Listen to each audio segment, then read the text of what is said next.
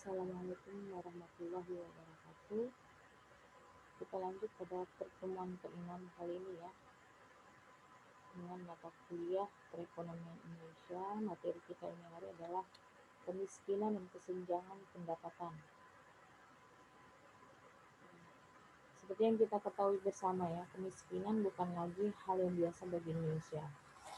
Masalah kemiskinan setiap tahun menjadi pembicaraan yang hangat dan selalu saja sulit untuk mengentaskannya secara maksimal. Walaupun pemerintah mengatakan angka kemiskinan di Indonesia tahun 2011 ini berkurang, namun tampaknya itu hanyalah sebuah angka. Nyatanya masih banyak kasus-kasus yang muncul berlandaskan masalah ekonomi. Kesenjangan pendapatan menjadi salah satu masalah perekonomian yang terjadi. Mungkin kesenjangan pendapatan dinilai sebagai hal yang harfiah merupakan hal yang biasa. Namun kesenjangan pendapatan Indonesia ini sangatlah jelas terlihat. Yang kaya semakin kaya dan yang miskin semakin miskin. Jasa-jasa petani dan pedagang tidak dihargai sebagaimana mestinya. Di Jepang petani sangat dihargai, maka dari itu di sana pendapatan atau gaji mereka besar. Petani yang harusnya hidup makmur di Indonesia justru hidup melarat. Petani menanam di sawah milik mereka sendiri, tapi mereka masih harus membeli beras. Berikutnya akan dibahas lebih lanjut mengenai permasalahan kemiskinan dan kesenjangan pendapatan. Konsep dan definisi kemiskinan adalah keadaan di mana terjadi ketidakmampuan untuk memenuhi kebutuhan dasar seperti makanan, pakaian, tempat berlindung, pendidikan, dan kesehatan. Kemiskinan dapat disebabkan oleh kelangkaan alat pemenuh kebutuhan dasar, ataupun sulitnya akses terhadap pendidikan dan pekerjaan. Kemiskinan merupakan masalah global. Sebagian orang memahami istilah ini secara subjektif dan komparatif, sementara yang lainnya melihatnya dari segi moral dan evaluatif. Dan yang lainnya lagi memahaminya dari sudut ilmiah yang telah mapan. Besarnya kemiskinan dapat diukur dengan atau tanpa mengacu kepada garis kemiskinan. Konsep yang mengacu kepada garis kemiskinan disebut kemiskinan relatif. Sedangkan konsep yang pengukurannya tidak didasarkan pada garis kemiskinan disebut kemiskinan absolut. Yang pertama itu adalah kemiskinan relatif. Adalah suatu ukuran mengenai kesenjangan di dalam distribusi pendapatan yang biasanya dapat didefinisikan di dalam kaitannya dengan tingkat rata-rata dari distribusi yang dimaksud. Makna dari kemiskinan absolut adalah derajat dari kemiskinan di bawah, di mana kebutuhan minimum untuk bertahan hidup tidak terpenuhi.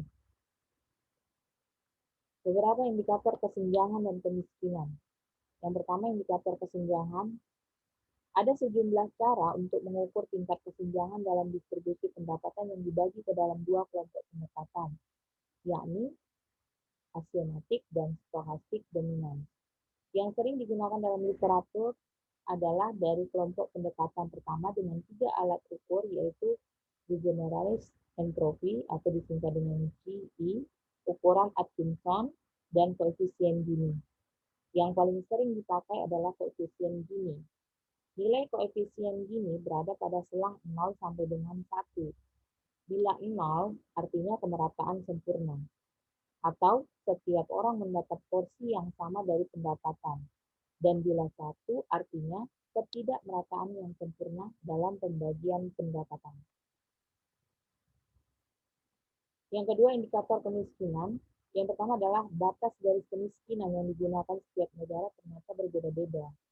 Ini disebabkan karena adanya perbedaan lokasi dan standar kebutuhan hidup. Badan Pusat Statistik atau disingkat dengan BPS menggunakan batas miskin dari besarnya rupiah yang dibelanjakan per kapita sebulan untuk memenuhi kebutuhan minimum makanan dan bukan makanan.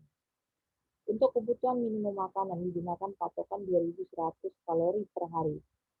Sedangkan pengeluaran kebutuhan minimum bukan makanan meliputi pengeluaran untuk perumahan, sandang, serta aneka barang dan jasa.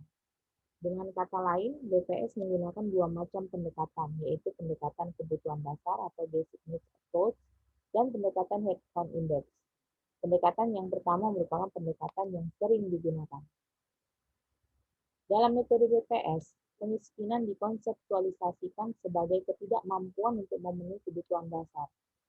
Sedangkan headcount index merupakan ukuran yang menggunakan kemiskinan absolut. Jumlah penduduk miskin adalah jumlah penduduk yang berada di bawah batas yang disebut garis kemiskinan, yang merupakan nilai rupiah dari kebutuhan minimum makanan dan non-makanan. Dengan demikian, garis kemiskinan terdiri dari dua komponen, yaitu garis kemiskinan makanan atau food line dan garis kemiskinan non-makanan atau non-food line. Ada sejumlah cara untuk mengukur tingkat kesenjangan dalam distribusi pendapatan yang sering digunakan, yaitu yang pertama adalah kurva Lorenz, menggambarkan distribusi kumulatif pendapatan nasional di kalangan-kalangan lapisan penduduk secara kumulatif pula. Kurva ini terletak di dalam sebuah bujur sangkar yang sisi tegaknya melambangkan persentase kumulatif pendapatan nasional. Sedangkan sisi datarnya mewakili persentase kumulatif penduduk. Kurva Lorenz yang semakin dekat ke diagonal atau semakin lurus menyiratkan distribusi pendapatan nasional yang semakin merata. Sebaliknya, jika kurva Lorenz semakin jauh dari diagonal, maka ia mencerminkan keadaan yang semakin buruk. Koefisien Gini adalah suatu koefisien yang berkisar dari angka 0 hingga 1, menjelaskan kadar kemerataan atau ketimpangan distribusi pendapatan nasional. Semakin kecil, semakin mendekati 0 koefisiennya, pertanda semakin baik atau merata distribusi. Begitu pula untuk sebaliknya. Pengukuran kemiskinan, kemiskinan relatif, konsep yang mengacu pada garis kemiskinan yakni ukuran kesenjangan dalam distribusi pendapatan. Kemiskinan relatif yaitu proporsi dari tingkat pendapatan rata-rata. B. Kemiskinan absolut atau ekstrim, konsep yang tidak mengacu pada garis kemiskinan yakni derajat kemiskinan di bawah di mana kebutuhan minimum untuk bertahan hidup tidak terpenuhi. Kemiskinan dipahami dalam berbagai cara. Pemahaman utamanya mencakup yang pertama adalah gambaran kekurangan materi, yang biasanya mencakup kebutuhan pangan sehari-hari, sandang, rumahan, dan pelayanan kesehatan. Kemiskinan dalam arti ini dipahami sebagai situasi kelangkaan barang-barang dan pelayanan dasar. Gambaran tentang kebutuhan sosial, termasuk keterkecilan sosial, ketergantungan, dan ketidakmampuan untuk berpartisipasi dalam masyarakat. Hal ini termasuk pendidikan dan informasi. Keterkecilan sosial biasanya dibedakan dari kemiskinan, karena hal ini mencakup masalah-masalah politik dan moral, dan tidak dibatasi pada bidang ekonomi. Gambaran tentang kurangnya penghasilan dan kekayaan yang memadai, makna memadai di sini sangat berbeda-beda, melintasi bagian-bagian politik dan ekonomi di seluruh dunia. Penyebab kemiskinan. Kemiskinan banyak dihubungkan dengan yang pertama adalah penyebab individual atau patologis, yang melihat kemiskinan sebagai akibat dari perilaku, pilihan, atau kemampuan dari si miskin. Penyebab keluarga, yang menghubungkan kemiskinan dengan pendidikan keluarga. Yang kedua, penyebab subbudaya atau subkultural, yang menghubungkan kemiskinan dengan kehidupan sehari-hari, dipelajari atau dijalankan dalam lingkungan sekitar. Yang ketiga adalah penyebab agensi, yang melihat kemiskinan sebagai akibat dari aksi orang lain, termasuk perang, pemerintah, dan ekonomi. Yang keempat adalah penyebab struktural, yang memberikan alasan bahwa kemiskinan merupakan hasil dari struktur sosial. Yang terakhir adalah menghilangkan kemiskinan. Tanggapan utama terhadap kemiskinan adalah bantuan kemiskinan atau membantu secara langsung kepada orang miskin. Ini telah menjadi bagian pendekatan dari masyarakat Eropa sejak zaman pertengahan. Bantuan terhadap keadaan individu. Banyak macam kebijakan yang dijalankan untuk mengubah situasi orang miskin berdasarkan perorangan, termasuk hukuman, pendidikan, kerja sosial, pencarian kerja, dan lain-lain.